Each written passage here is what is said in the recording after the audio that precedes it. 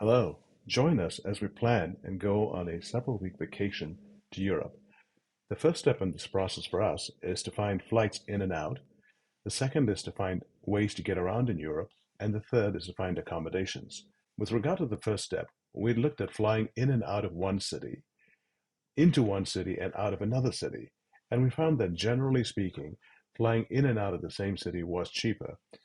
The difference varied between 10 to 15% to fly into one city and fly out of another. With that said, in this video we'll introduce the flight search process, ideas on finding transportation in the country, and finding hotels.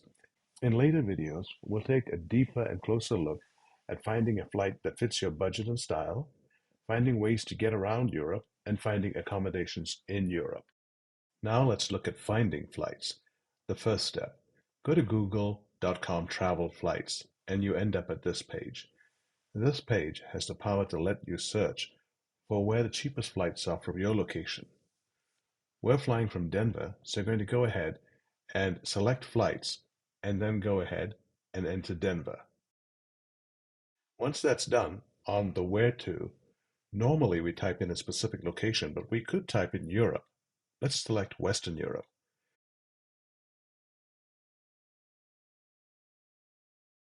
And then let's give it some dates.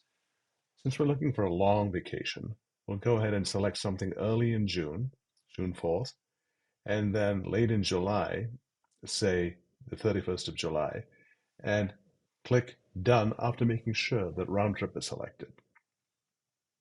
Once you click on that and then Explore, you'll get several options presented to you. We can see that from Denver, flights to these cities are priced at this range. Let's scroll this forward so we can see Western Europe.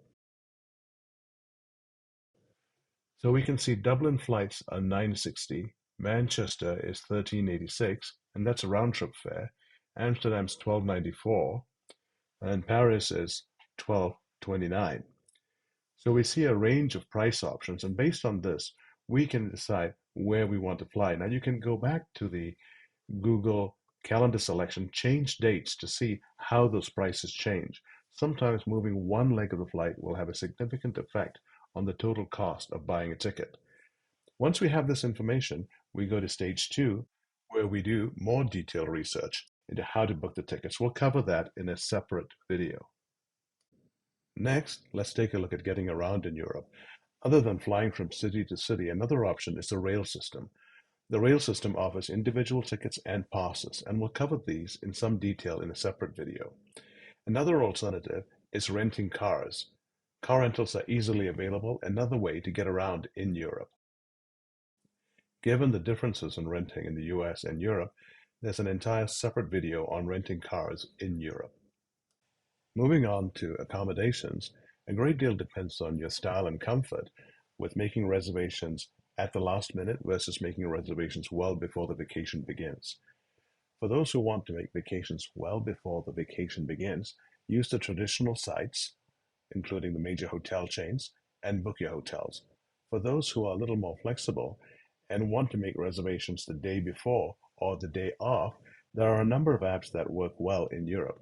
One of them that I use is Hotel Tonight, but there are several others, and given that there's a wide range of them with different outcomes, we'll cover that in a separate video too.